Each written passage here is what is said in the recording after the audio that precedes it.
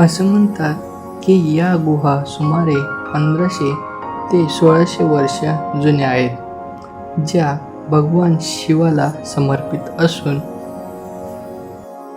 8व्या शतकात खडकात कोरलेले मंदिर आहे.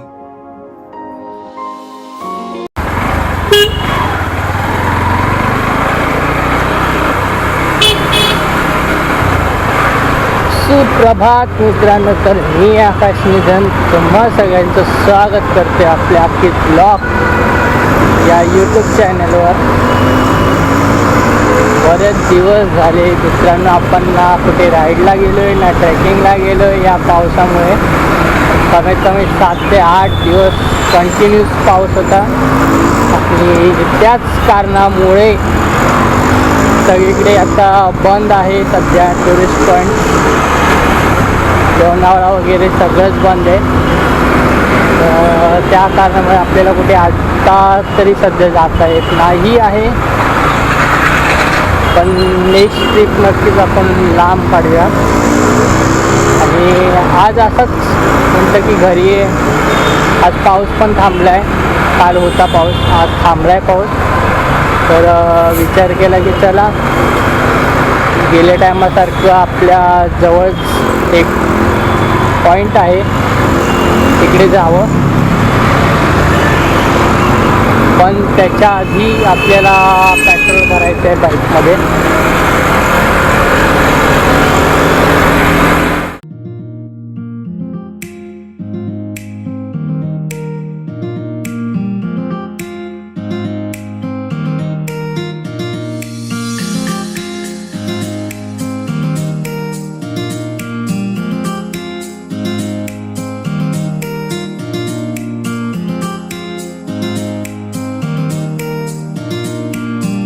आहोत मनपेश्वर लेणी पाहायला, म्हणजे आपल्या जवळचे बोरिवली वेस्टला.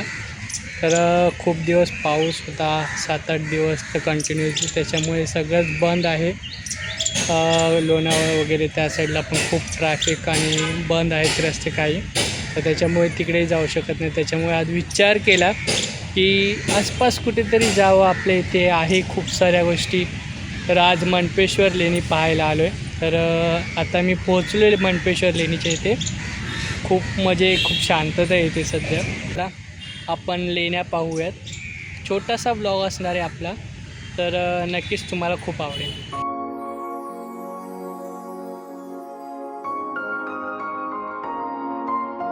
सर्वप्रथम मंदिरात जाऊन शिवाचं दर्शन घेतलं.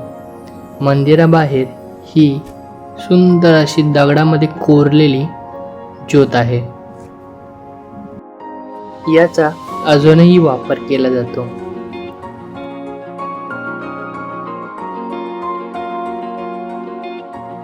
त्याच्या पुढे सुंदर अशी नंदी महाराजाची मूर्ती सुद्धा दगडात कोरली आहे आणि समोरच शिवलिंग आहे.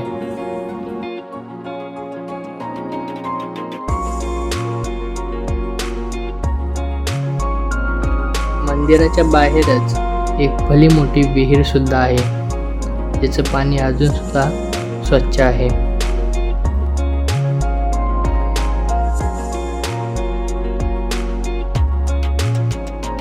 मंदिराच्या बाजूलाच जर तुम्ही गेलात तर तुम्हाला अशा कलाकृती कोरलेल्या दिसतील, ज्या सध्या थोड्या नष्ट झालेल्या आहेत.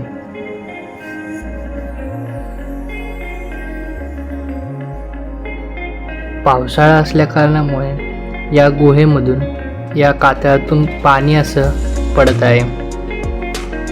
त्याच्या बाजूलाच अजून एक गुफा तुम्हाला भेटते पाहायला.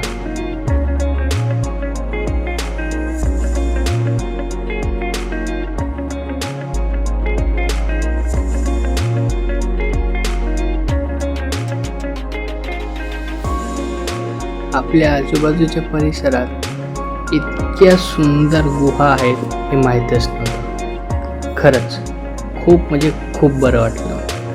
माहिती सांगायची झाली तर ही मनपेश्वर लेणी आहे ती दहिसर वेस्टला आहे. जर तुम्ही दहिसर वेस्टवरून येत असाल तरी तुम्हाला जवळ आहे, आणि बोरिवली वेस्टपासून येत असाल तरी तुम्हाला जवळच आहे. खूप प्रचंड सुंदर लेण्या आहेत आतमध्ये. त्या कोरलेल्या काही लेण्यांचे थोडे अवशेष आता नाही आहेत, जे तुम्हाला मी दाखवलं. आणि आतमध्ये एक विहीरसुद्धा आहे, ही सुद्धा खूप खोल आहे आणि पाणी एकदम स्वच्छ आहे. आणि तर तुम्ही जर बाहेरून बघाल तर तुम्हाला वाटणारसुद्धा नाही की आतमध्ये इतकी सुंदर लेणी आहे. बाहेरून तुम्हाला कळणारच नाही आतमध्ये एवढ्या सगळ्या लेण्या आहेत कोरलेल्या.